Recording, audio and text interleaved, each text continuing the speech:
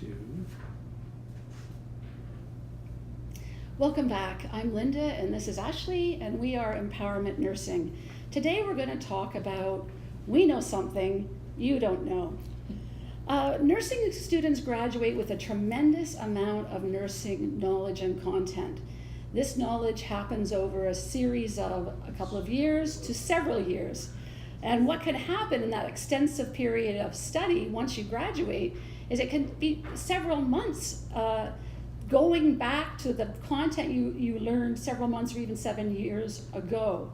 And so what we do at Empowerment Nursing is we pull all of those threads together for you. All of those years of study, making important interconnections among the systems.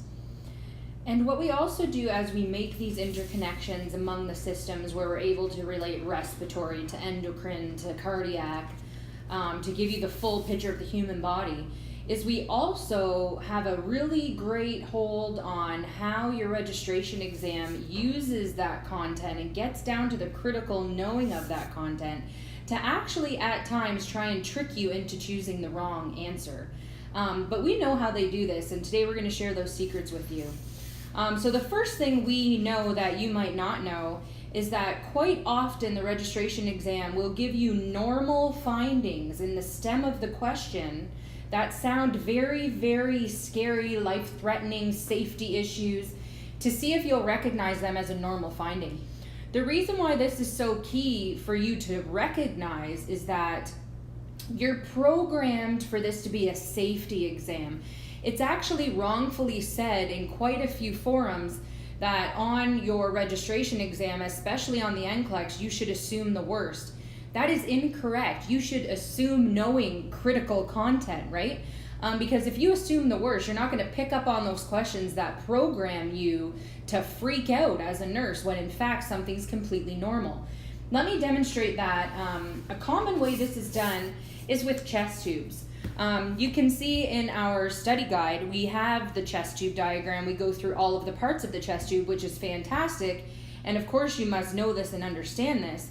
But we also have this page in which we troubleshoot everything around the chest tubes. So system maintenance, inserting the chest tubes, assessment of the nurse with the chest tubes in, removing the chest tubes, and interventions. And this is usually where these questions come up at. As an example, a stem of the question might say, the nurse walks into the patient's room and notices that there's intermittent bubbling in the water seal chamber. What should the nurse do first? A, phone the physician. B, send for a stat chest x-ray. C, auscultate bilateral lung sounds. Or D, document their findings. You're actually programmed to hear something, and especially when it says what should the nurse do first, you're thinking, oh no, something's wrong, this is bad. That is a normal finding. So what the nurse should do is document that. There is absolutely nothing wrong, but you're pre-programmed for this to be a safety exam. So you're pre-programmed to freak out and choose the wrong answer because you're thinking maybe that is bad. Unless you know the normal expected assessment and findings of a chest tube, you're going to choose the wrong answer. So beware of normal and expected findings sounding super scary, and don't fall for that trick. The second thing that we know that you may not know is that the exam also provides multiple diagnoses of patients that sound unstable and complex to see if you know if they are stable. We all know friends and family members that are walking around the local grocery store with multiple diagnoses of COPD, peripheral vascular disease, asthma, congestive heart failure, diabetes. All of these comorbidities, these multiple diagnoses, and they're walking around quite stable in the grocery store. And so the exam has a way of presenting questions that sound like very scary, unstable patients to see if you know which one of those patients should be gone to first to take their medications to, for instance. And they may have all of these scary people in the question, and perhaps one of those patients would be an Addison's patient. And we know that that's the first patient you should go to give the medication to, because they have a problem with their adrenal and not having enough steroid hormone in their body. If they miss their medication, they can die. So even though all of those other people sound scary, it's actually the Addison's person that you should go to first. Multiple diagnoses doesn't make someone unstable. Mm-hmm. They sound scary, but they're not. Don't fall for that trick. Another thing we know that you may not know is that quite often the stem of a question, if you honestly, critically understand the content, you should be able to predict from the stem of a question what it is they're going for. So what do I mean by that? When I read a question, of course, I intimately know all of this content because I'm in that place with my knowledge, and which we can get you to as well. But when I read the stem of a question as an example that involves a thyroidectomy, I'm anticipating immediately that the answer to that question, if I'm thinking safety, the answer to that question is going to be related to either hypocalcemia or airway. ABC is fantastic, airway, breathing, circulation, when you're talking about prioritizing. But don't program yourself to always go to airway, because airway may not be applicable, right? Depending on the stem of the question. You have to critically understand. So if somebody has a thyroidectomy, listen to how many levels of knowledge I have to get through. So if you're the nurse assessing the patient who's had a partial or a complete thyroidectomy, you need to know inherently the parathyroids also live on the thyroid gland, so they are being messed with. They're not going to tell you, right, that the patient's parathyroids have also been affected by their thyroidectomy. They're simply going to tell you that the patient's had a thyroidectomy. That's all you're getting.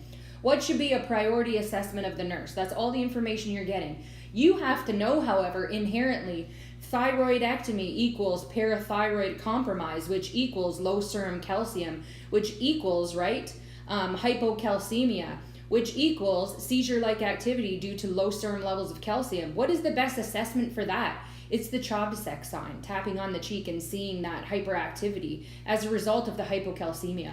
So you have to go through 5 levels of knowing to get to the right answer of that question. And if you know the thyroid well enough, and actually how we teach this when we teach the thyroid is from that perspective. So I say thyroid, you immediately think calcium, you immediately know hypocalcemia, parathyroid glands.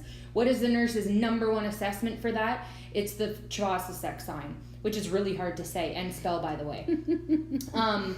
So, right, when you get to a place with the content where you can read the stem of a question and not go to the answers and try and bring something back in your mind, but be able to immediately predict, oh, I know that this is what they're going for when they ask me this, that's where we get you to.